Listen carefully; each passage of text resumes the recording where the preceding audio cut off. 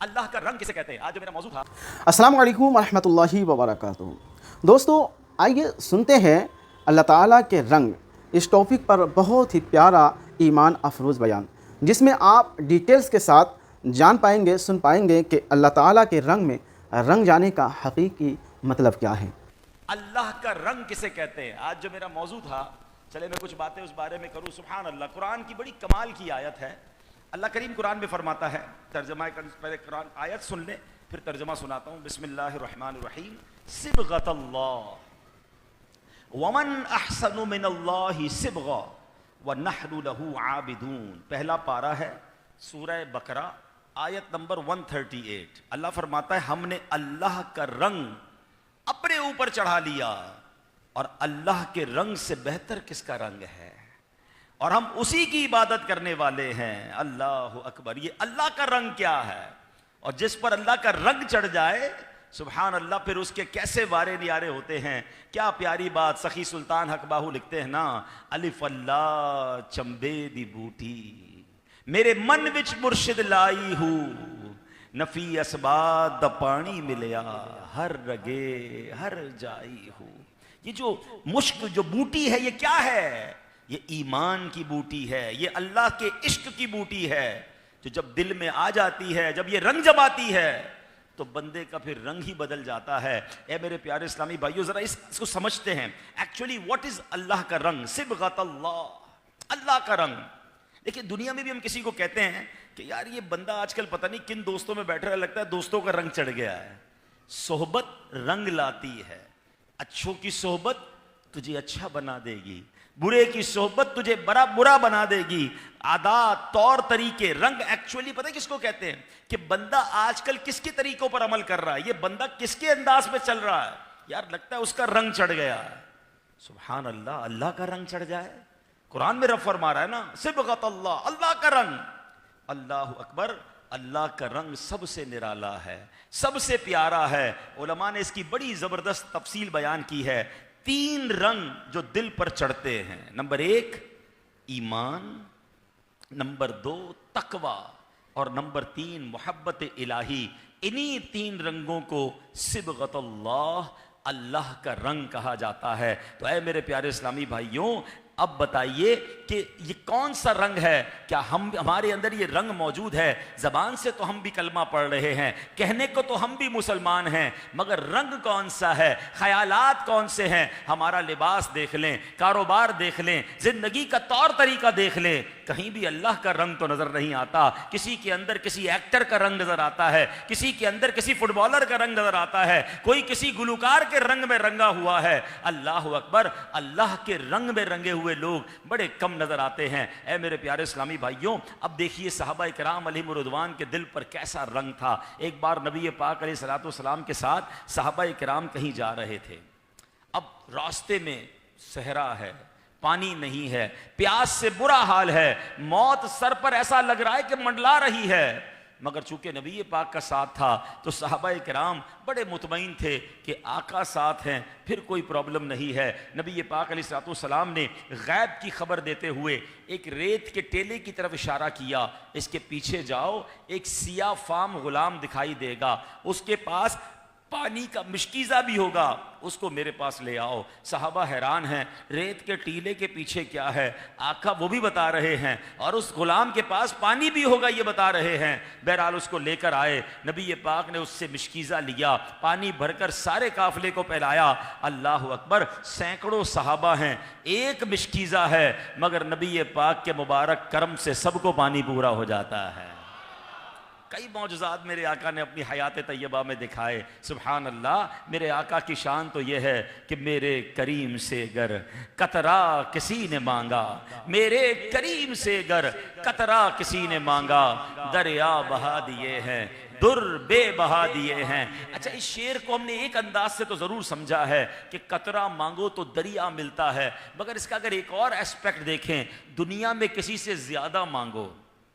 हम दुनिया में किसी को कहें बड़ा परेशान हूं, 1 लाख रुपए चाहिए, बड़ा परेशान हूं, ये चाहिए, हम मांगते कितना हैं? अव्वल तो कोई देता नहीं, देता भी तो है तो 5-10% देता है। 100 मांगो तो 5 मिलते हैं। आका वो है कतरा मांगो तो दरिया बहा देते हैं। अच्छा, अब पानी तो पिला दिया मेरे आका अलैहिस्सलाम ने। अब नबी पाक अलैहिस्सलाम को जब उस हबशी गुलाम ने देखा, अल्लाह अकबर, और वो देख रहा है कि ये तो एक मिशकीज़े से पानी पिला रहे हैं, सैकड़ों लोगों को पानी पूरा हो गया है। उसने हाथ छूमा, नबी पाक की बारगाह में हाजिर हुआ। मेरे आका ने उस हबशी गुलाम के चेहरे पर हाथ फेरा, उसका पूरा चेहरा ही नूरानी हो गया, सफेद चांद जैसा चमकता हुआ चेहरा हो गया। दुनिया में कोई ऐसी क्रीम इजाद नहीं हुई है। अफ्रीकन गोरा नहीं हो सकता, गोरा अफ्रीकन नहीं बन सकता, उनकी चमड़ी अलग होती है, मगर वो हबशी गुलाम नूरानी चेहरे वाला, चांद जैसा कलर हो गया उसका। अच्छा, अब ईमान भी कबूल कर लिया उसने, सहाबी भी बन गए वो। अब बारी थी अपने आका के पास जाने की। जब अपने आका के पास गया तो आका पहचानने से इनकार कर दिया। कौन हो तुम? कहा मैं वही आपका गुलाम। का तुम मेरे गुलाम कैसे हो सकते हो? मेरा गुलाम तो हबशी था, सियाह कलर था, तुम तो चमकदार चेहरे वाले हो गए, तुम मेरे गुलाम कैसे हो सकते हो? वो कहता हुजूर हूं तो आप ही का गुलाम, मगर नूर वाले आका का कलमा पढ़ के आया हूं। चेहरे पर हाथ उन्होंने फेर दिया है। अल्लाह अकबर, मेरे आका तो वो है, बरेली के ताजदार लिखते हैं ना, जो गदा देखो लिए जाता है तोड़ा नूर का, जो गदा देखो लिए जाता है तोड़ा नूर का, नूर की सरकार है क्या इसमें तोड़ा नूर का? आका मैं गदा तू बादशाह, भर दे प्याला नूर का, नूर दिन दूना तेरा, दे डाल सदका नूर का। तो ऐ मेरे प्यारे इस्लामी भाइयों, ये अल्लाह का रंग है। जब नबी पाक अता फरमाते हैं तो सिया फाम को नूरानी कर देते हैं। वमन अहसनु मिनल्लाहि सिबगा, और अल्लाह के रंग से बेहतर किसका रंग है? एक मरतबा नबी पाक अलैहिस्सलाम की बारगाह में अर्ज किया गया, या रसूलुल्लाहि अय्यु जुलसाइना खैर, ए अल्लाह के नबी सबसे बेहतरीन हम नशीन कौन है? आज सबकी गैदरिंग्स हैं, चाय के होटल पर गैदरिंग है, गलियों के अंदर दोस्त हैं, घूमने फिरने साथ जाते हैं, मगर कभी सोचा कि दोस्त कौन होता है, या दोस्त बनाने की भी कोई हमारे पास गाइडलाइन है? साहबा पूछते हैं हुजूर बेहतरीन हम नशीन कौन है? नबी पाक फरमाते हैं मन ज़क्करकुमुल्लाहु रुयतहु, फरमाया जिसका दीदार तुम्हें अल्लाह की याद दिला दे। अल्लाह का रंग है ना, वो कैसा रंग होगा कि मेरा दोस्त ऐसा हो कि उसको देखूं तो मुझे रब याद आ जाए। वज़ादा फी इल्मिकुम मंतिकुहु, जिसकी गुफ्तगू तुम्हारे इल्म में इजाफा कर दे। वज़क्करकुम बिल आखिरति अमलहु, और जिसका अमल तुम्हें आखिरत की याद दिला दे। यकीन करें ये एक हदीस याद कर लो ना कि दोस्त बनाते वक्त चेक क्या करना है। अब बताएं क्या हमारा ऐसा दोस्त होता है जिसे देखकर खुदा याद आ जाए? हम में से कईयों के दोस्त ऐसे होंगे जिसको देखकर सिनेमा याद आता होगा, जिसको देखकर हमेशा कोई उल्टी बात ही याद आती होगी। हैं ऐसे भी दोस्त बनाए कि बंदा खुद नमाजी बनने लगे तो दोस्त मजाक उड़ाते हैं, भाई खैर तो है, मौलवी हो गया, जुम्मा पढ़ता था, ठीक है, ये तुम्हें क्या हो गया, रोज मस्जिद जाता है। यानी दोस्त ऐसा है जो खुद दीन से दूर कर रहा है, क्योंकि उल्टी बातें जानता है, हंसना हंसाना जानता है, ऐसे काम जानता है जो हमें शैतान के करीब ले जाते हैं। बल्कि दोस्त वो हो कि जिसका इल्म हमारे इल्म में इजाफा करे, जिसकी गुफ्तगू हमारे इल्म में इजाफा करे, जिसका अमल हमें आखिरत की याद दिलाए। बताएं कोई ऐसा दोस्त है हमारा? और अगर नहीं है तो गौर कीजिए। मुझे एक कमाल की हदीस याद आई। एक बार सरकार दो आलम अलैहिस्सलाम ने फरमाया, क़यामत का दिन, हदीस का खुलासा है कि कुछ लोग जहन्नम में डाल दिए जाएंगे, कुछ खुश नसीबों को जन्नत की तरफ जाने का हुक्म दिया जाएगा। उनमें से एक जन्नती बंदा खड़ा हो जाएगा अल्लाह की बारगाह में। हदीस के अल्फाज हैं, जैसे तुम आपस में किसी बात पर झगड़ा करते हो, ऐसे वो बंदा अल्लाह की बारगाह में झगड़ना शुरू कर देगा। अब वो प्यार वाला झगड़ा होगा, वो मान वाली जिद होगी। वो कहेगा, या अल्लाह तूने हमारे दोस्त को जहन्नम में डाल दिया। ऐ परवरदिगार, मैं गवाही देता हूं उसने मेरे साथ नमाजें पढ़ी हैं, उसने रोजे रखे हैं, हमने नेकियां साथ की हैं, अल्लाह तूने मेरे दोस्त को जहन्नम में डाल दिया। अल्लाह फरमाएगा उस बख्शे हुए दोस्त से जिसको जन्नती करार दिया जा चुका होगा कि जाओ जहन्नम में जाकर अपने उस दोस्त को बाहर निकाल कर ले आओ। यार कोई दोस्त तो ऐसा होना चाहिए जिस पर मुझे ये भरोसा हो कि अगर अल्लाह ना करे कयामत के दिन में फंस गया तो मेरा ये दोस्त अल्लाह की बारगाह में खड़ा हो जाएगा कि मौला मैंने नमाजें पढ़ी थी उसके साथ, इसने रोजे रखे थे, हमने काफिलों में सफर साथ किया था, ए अल्लाह नेकियां साथ की थी, हम इज्तिमा में महफिल में नात ख्वानी में जाते थे, मगर हमने तो दोस्त बनाए जो हमें बुराई के अड्डे पर ले जाने वाले हैं। बताओ ना, कोई एक दोस्त तो ऐसा बनाए। हमारे दोस्तों को हम अच्छा फिर क्या हो गया, चूंकि बुरे दोस्त अच्छे बड़े लगते हैं हम छोड़ते भी नहीं उनको। हालांकि एक बात याद रखें, बड़ा प्यारा पंजाबी का शेर है ना, भले बंदे दी सोहबत यारों जिवें दुकान अतारा, सौदा भावे मुल्ले न लइये हुल्ले आन हजारा। कहते अच्छे बंदे की सोहबत ऐसी है जैसे इत्र वाले की दुकान है, सौदा बेशक आप पैसे से खरीदें ना खरीदें, खुशबू फ्री में आ जाती है। कभी भी आप परफ्यूम शॉप पे चले जाएं, यहां भी इत्र की दुकान पे जाएं, अंदर दाखिल होते ही पहले क्या मिलता है, फ्री में क्या मिलता है, खुशबू। एंटर होते ही फ्री में खुशबू।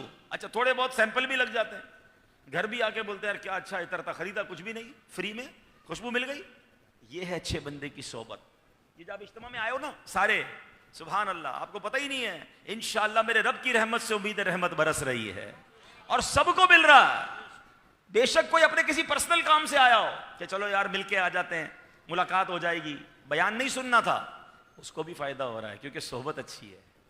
और वो कहते हैं बुरे बंदे दी सोहबत यारों जिवें दुकान लोहारा, कपड़े पावे कुंज कुंज पाइये चिंगा पैन हजारा। कहते बुरे बंदे की सोहबत ऐसी जैसे लोहार की दुकान, जितने कपड़े बचा लें कोई ना कोई चिंगारी जो है ना वो आपके कपड़े में सुराख कर देती है।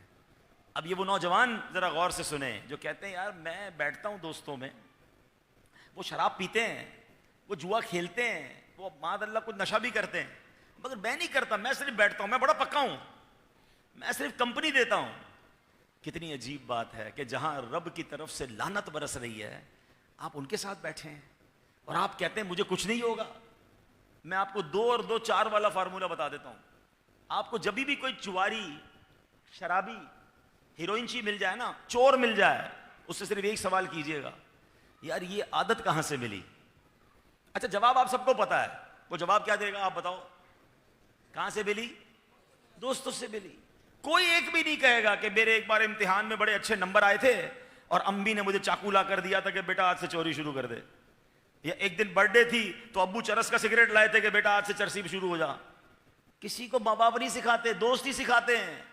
ये बुरे दोस्तों में बैठकर जुआरी, ये जेलें भरी हुई हैं, उन जेलों में जाके कैदियों से पूछो तुम कैसे पहुंचे, तो शायद उनमें हर दूसरा आदमी यही कहेगा कि मैं पहले यही कहता था, बड़ा पक्का हूं, दोस्त गलत काम करते थे, मैं सिर्फ बैठता था और एक वक्त आया कि मैं भी चोर बन गया, मैं भी डाकू बन गया, मैं भी शराबी बन गया, मैं भी गलत कामों में पड़ गया। क्यों बैठना है गलत दोस्तों के साथ यार। दोस्त वो होता है जिसको देखकर खुदा याद आ जाए, अल्लाह का रंग जिस पर चढ़ा हुआ हो, मैं जिसके करीब जाऊं तो मुझ पर रंग चढ़ जाए। काश ये बात समझ आ जाए। यकीनन आज के दौर में आसान नहीं है ऐसे दोस्त ढूंढना, तो ढूंढिए ना, मुश्किल है, लेकिन मुझे जन्नत में ले जाने वाला दोस्त चाहिए। ऐसे दोस्त भी देखे कि दोस्त का जनाजा है और दोस्त बाहर खड़े हैं कि यार आप जनाजा तो पढ़े अपने दोस्त का, कहते हैं मैं तो जनाजा पढ़ना ही नहीं आता, हमारा तो अपने कपड़े पाक नहीं है। यार ऐसे दोस्त बनाए जो जनाजा ही नहीं पढ़ सके मेरा। क्या किया ऐसे दोस्तों को अपने साथ रख के, खुदा के वास्ते। मैंने कई बार गौर किया कि हम बड़ी रातों में, शब बारात में, शब कद्र में, रमज़ान एतकाफ़ में हम देखते हैं नौजवान मिल के बड़ी दुआएं करते हैं, रो भी रहे होते हैं, तौबा भी करते हैं, मगर हर बड़ी रात रमज़ान के बाद फिर नमाज कज़ा, फिर वही दूरी दीन से। क्या वजह है? बहुत गौर किया कि तौबा करते वक्त तो सच्चे होते हैं, ये तो पता ये चलता है कि तौबा करते हैं सच्चे होते हैं, मगर वापस जाते उन्हीं दोस्तों में हैं, गैदरिंग नहीं छोड़ते। अब जब बंदा बेशक 10 दिन एहतिकाफ में बैठ गया, तौबा भी कर ली, पक्की नीयत भी कर ली, नमाज नहीं छोड़ूंगा, मगर गया उनके पास कि जो नमाज पढ़ने पे मजाक उड़ाते हैं, जो टोपी पहनने पे मजाक उड़ाते हैं, दाढ़ी बढ़ जाए तो मजाक उड़ाते हैं, तो अपना काम तो खुद ही खराब किया ना हमने। If you want to change your lifestyle, अगर आप चाहते हैं कि मैं बदल जाऊं, तो फिर आपको गैदरिंग बदलनी होगी, फिर आपको दोस्त बदलने होंगे। नेक बनना है तो नेक दोस्त ढूंढने होंगे। शराबियों के साथ बैठकर आप नेक नहीं बन सकते हैं, जुआरियों के साथ बैठकर आप अल्लाह के पसंदीदा नहीं बन सकते। अल्लाह का रंग चढ़ जाए फिर देखो क्या क्या मिलता है। सुभान अल्लाह, जिस पर अल्लाह का रंग चढ़ता है ना, कुरान देखो उनके बारे में क्या कहता है। अल्लाह सूरह निसा में फरमाता है वसौफा युतिल्लाहिल मुमिनीन अजरा, और अन करीब अल्लाह मुसलमानों को बड़ा सवाब देगा। यानी जिस पर अल्लाह का रंग चढ़ जाए उसे बड़ा अजर अता किया जाता है। आगे फरमाया लहुम दरजातुन इंद रब्बिहिम व मगफिरतुम व रिज़्कुन करीम, उनके लिए उनके रब के पास दरजात और मगफिरत और इज्जत वाला रिस्क है। ये रिस्क के करीम का फार्मूला भी बड़ा करीम है।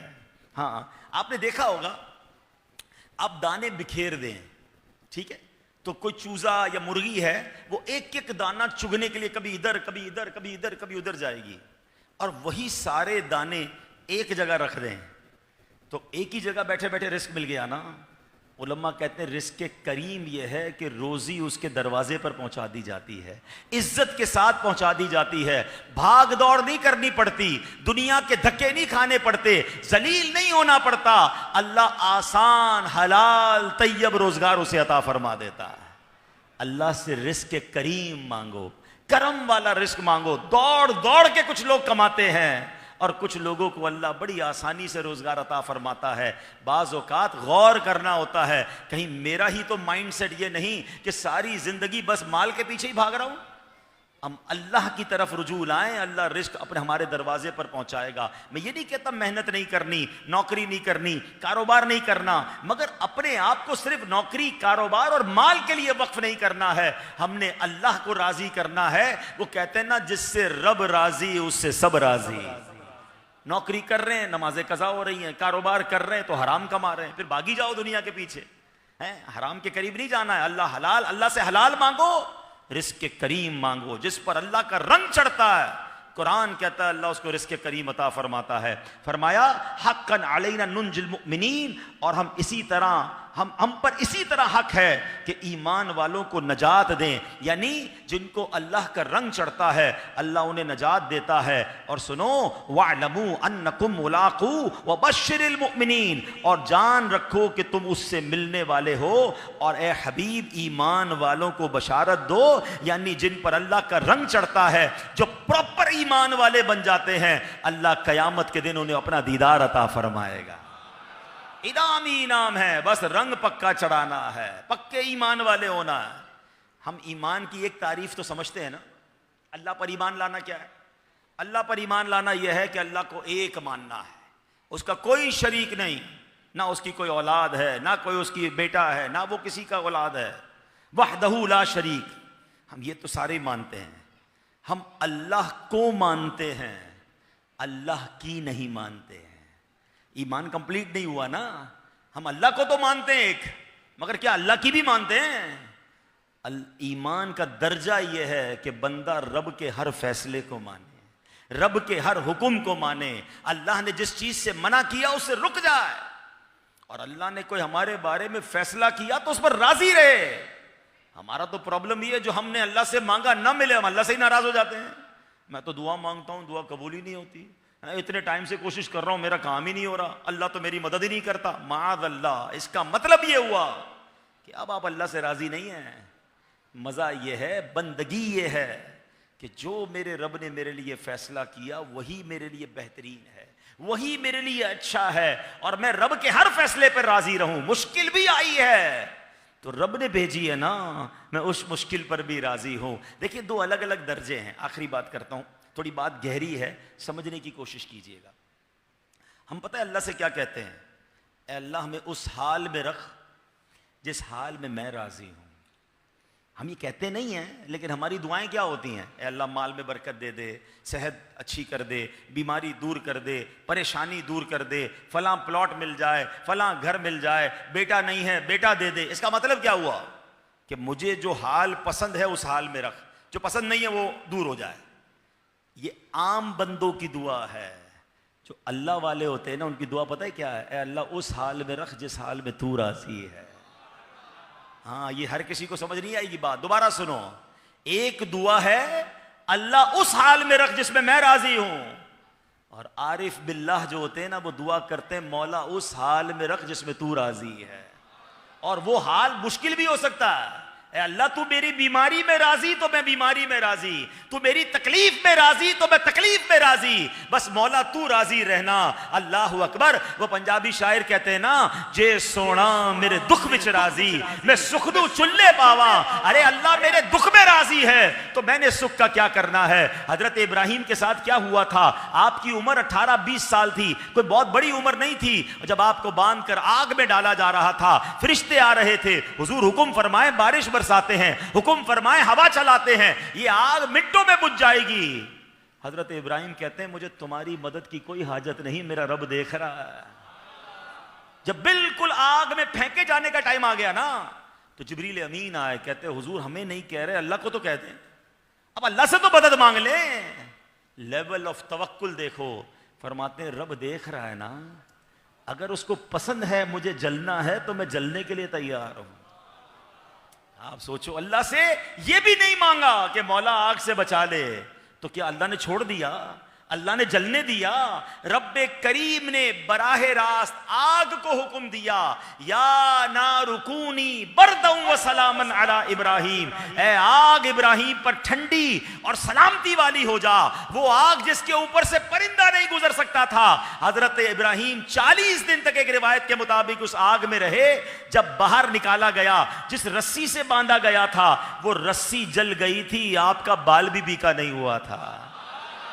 हाँ, ऐ अल्लाह उस हाल में रख जिसमें तू राजी। ये करना आसान नहीं है, मगर जिसने कर लिया ना उसका मजा ही और है। कभी करके देखो, कभी अल्लाह से ये कहकर देखो कि मौला उस हाल में रख जिसमें तू राजी, और तू जिस हाल में रखे उसमें मैं राजी। ये मानना है रब की, ये है ईमान का वो दर्जा जो रिक्वायर्ड है। हम तो कंडीशन करते हैं अल्लाह से, ये काम होगा तो ये काम करूंगा, ये काम हल होगा तो फिर मैं मानूंगा, नहीं होगा तो अल्लाह से नाराज। तौबा तौबा तौबा, ये कैसा बंदा है। आखिरी बात क्या सुनते हैं, हजरत इब्राहिम बिन अदम अल्लाह के बहुत बड़े वली। उस जमाने में ना गुलामों की खरीदो फरोख्त होती थी। अब गुलाम खरीदने गए कहीं, तो गुलाम खरीद लिया आपने, तो खरीद कर गुलाम से पूछते हैं गुलाम तुम्हारा नाम क्या है। गुलाम कहता है मेरा क्या नाम, आज से जो आप नाम पुकारेंगे वही मेरा नाम है। गुलाम का कौन सा नाम होता है, आका आप हैं, फ्रॉम टुडे फ्रॉम ऑनवर्ड्स आप जो मुझे नाम दे वही मेरा नाम है। कहा अच्छा खाने में क्या पसंद है। हजरत इब्राहिम बिन अदम पूछते हैं, कहता हुजूर गुलाम की क्या पसंद होती है, आप आका हैं, जो खिलाएंगे वही मेरी पसंद है। अच्छा इसके अलावा कोई तुम्हारी पसंदीदा चीजें हो तो वो बताओ। कहता आका मेरी कुछ पसंद नहीं, जो आप राजी मैं राजी, आप जो देंगे वो मैं उस पर राजी हूं। हजरत इब्राहिम बिन अदम रोने लग गए। अल्लाह वाले थे ना, मैसेज लिया। कहते ये तो एक दिन पहले गुलाम बनाए मेरा, कहते मेरा कोई नाम नहीं, कोई ख्वाहिश नहीं, कोई पसंद नहीं, जो आका आप दे वही मेरा नाम। हजरत इब्राहिम बिन अदम कहते हैं कभी रब से मैंने कहा कि मालिक तू मेरा मालिक, जो तू नाम दे वो मेरा नाम, जो तू दे मैं उसमें राजी। अल्लाह से तो डिमांड ही खत्म नहीं हो रही हमारी। बंदगी यह है कि बंदे का अपना कुछ ना हो, जो मालिक दे बंदा उस पर राजी रहे, ये बंदगी है। ये अल्लाह वालों ने अल्लाह से ताल्लुक बनाया था। अच्छा अब बंदा है ना, शैतान है ना, किसी के दिल में डालेगा यार अगर मैं अल्लाह से ये कह दूंगा कि ए अल्लाह जिसमें तू राजी उसमें मैं राजी, तो फिर तो मुश्किलें दूर नहीं होंगी। अल्लाह ने डाल दिया तो मुश्किल में, परेशानी में डाल दिया तो इसमें भी कंडीशन आएगी दिमाग में। मैं आपको दुनियावी एग्जाम्पल के जरिए समझा देता हूँ। एक भाई हों जिनके 2 बेटे हों, कोई है जिनके 2 बच्चे हों माशाल्लाह, 2 बेटे वाले भाई कोई बैठे माशाल्लाह, तेरे बुजुर्ग यहीं बैठे, अल्लाह आपके बच्चों को सलामत रखे, आपकी आंखों का नूर बनाए। अब इन्हीं बुजुर्ग की मिसाल ले लेते हैं, इनके 2 बेटे हों, घर पे जाएं, एक बेटा कहे अब्बू मोबाइल चाहिए, अब्बू नया मॉडल आया मोबाइल का, पैसे दो। अगले दिन जाएं तो अब्बू पैसे दो, दोस्तों के साथ घूमने जाना है। तीसरे दिन जाएं तो बोले अब्बू वो फला खाना खाना है, फूड पांडा से मंगवाना है। हर वक्त उस बच्चे के पास डिमांड ही है, जब जाओ कुछ ना कुछ मांग रहा है।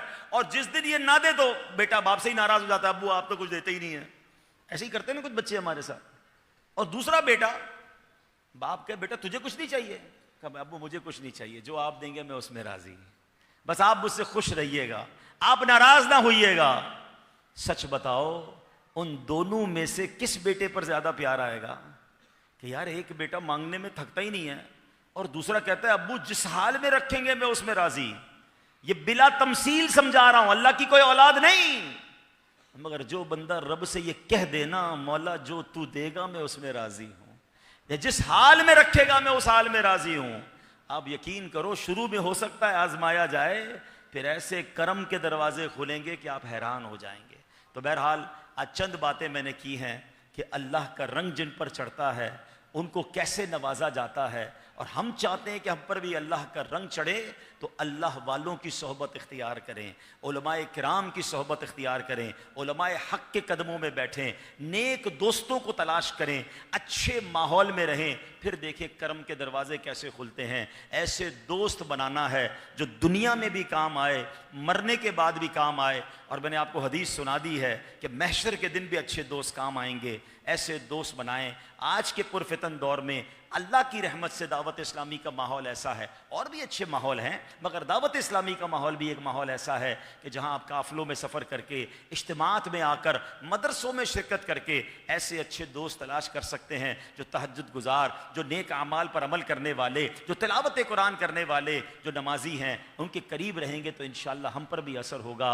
रब्बे करीम से दुआ है अल्लाह हमें ऐसे अच्छे दोस्त नसीब फरमाए, अल्लाह हम सब के माँ बाप की मग़फ़िरत फरमाए। और माशाअल्लाह आज का जो इज्तिमा मरहूम उमर अतारी साहब के इसाले सवाब के लिए रखा गया, अल्लाह उनकी भी मोहम्मद मुराद अतारी साहब के इसाले सवाब के लिए रखा गया, अल्लाह उन मुराद भाई की भी बेहिसाब मग़फ़िरत फरमाए, उनके दर्जात बुलंद फरमाए।